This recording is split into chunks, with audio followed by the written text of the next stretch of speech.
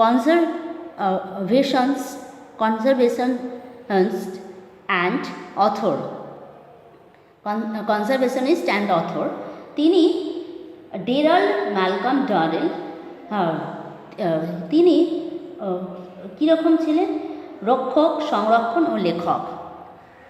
Conservationist and author, conservationist মানে জু keeper মানে চিড়িয়াখানার তিনি রক্ষক। তিনি ছিলেন একজন ইংরেজ। ডেরাল ম্যালকম ডারেল ছিলেন একজন ইংরেজ চিড়িয়াখানা মানে ইংরেজ, তিনি ছিলেন ইংরেজ চিড়িয়াখানার রক্ষক। আর উনি ছিলেন কি?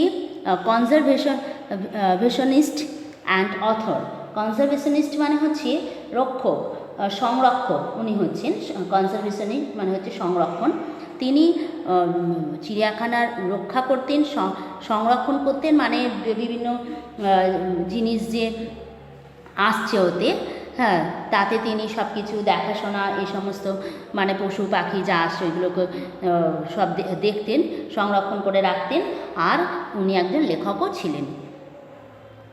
He founded what is now called the Darrell Wildlife Conservation Trust and the Jersey Zoo. Now Darrell Wildlife Park on the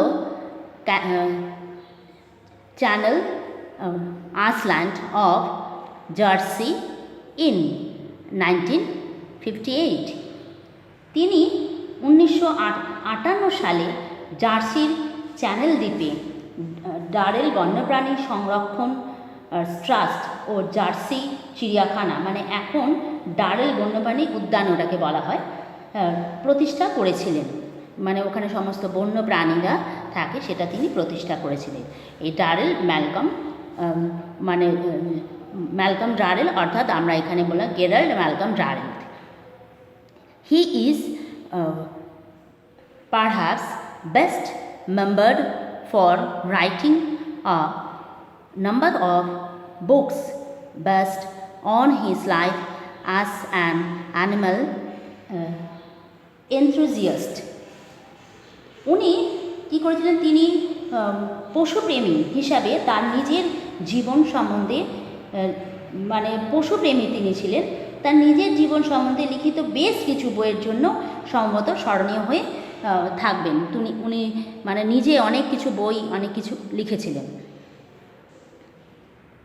তারপর আমরা পরেরটা দেখব, যে এই যে পাঠটা আমরা এখানে পড়ব তার এখানে ছোট করে দেওয়া আছে। The following passage is an extract from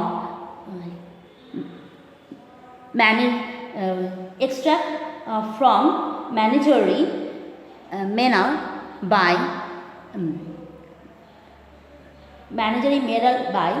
Gerald Durrell, where the author talks about how he set up his own zoo in Jersey, helped by a team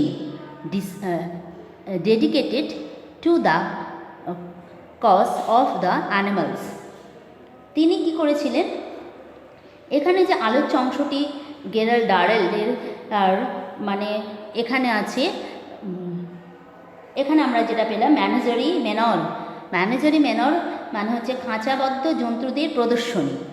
হ্যাঁ, এখানে এর থেকে নেওয়া হয়েছে, যে এই যে গল্পটা এখান থেকে নেওয়া হয়েছে, এই গল্পটা খাঁচাবদ্ধ জন্তুদের প্রদর্শনী থেকে এটা নেওয়া হয়েছে। হ্যাঁ, এখানে আমাদের বলা হয়েছে, লেখক বলছেন যে তিনি জার্সিতে কিভাবে তার নিজের চিড়িয়াখানা তৈরি করলেন একদল মানুষের সাহায্যে, যারা জীবজন্তুদের জন্য নিজেদের মন সমর্পিত করেছেন।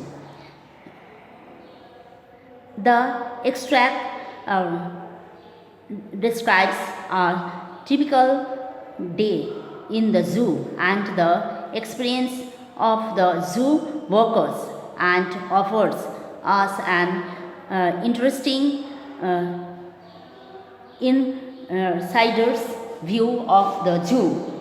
এখানে উনি বলতে চেয়েছেন এটি বর্ণনা করে কি চিড়িয়াখানার একটি দিন সাধারণত কেমনভাবে অতিবাহিত হয়। চিড়িয়াখানায় যে সারাক্ষণ এই যে দিনটা যায় এটা কেমনভাবে অতিবাহিত হয়, চিড়িয়াখানা কর্মচারীদের অভিজ্ঞতা আর চিড়িয়াখানার ভিতরের দৃশ্য কীরকম হয় তা এখানে উনি দেখিয়েছেন।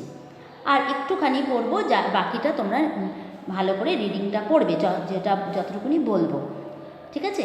এখন তোমরা ভালো করে দেখবে যে কি বলা হচ্ছে। It is one things to visit a zoo as an ordinary member to the public. সাধারণ মানুষের মতন একজন হয়ে চিড়িয়াখানায় বেড়াতে যাওয়া এরকম ব্যাপার উনি এখানে দেখিয়েছেন। It is quite another things to own a zoo and live in it. কিন্তু নিজের একটা চিড়িয়াখানা থাকা এবং সেখানে বাস করা আর এক ব্যাপার। ওনার কিন্তু একটা নিজের চিড়িয়াখানা এবং উনি ওখানে থাকেন। ইট certainly enables you to rush out at any hour of the day or night to observe the animals. এর জন্য দিনে ও রাতের যে কোনো সময় তুমি পশুদের দেখতে যেতে পারো নিশ্চিত করে। It also means you are on duty 24 hours a day. এর মানে এটাই যে তুমি দিনের 24 ঘন্টাই কাজে রয়েছ। ঠিক আছে, তাহলে এখান থেকে এতটা, আজকে 17 তারিখ, 17 তারিখের জন্য তোমরা খালি এখান থেকে এতটা রিডিংটা ভালো করে পড়বে। আর যে কোশ্চেন আনসার তোমাদের দিলাম লিখে, সেই কোশ্চেন আনসারগুলো পড়তে থাকবে। কেমন? Thank you.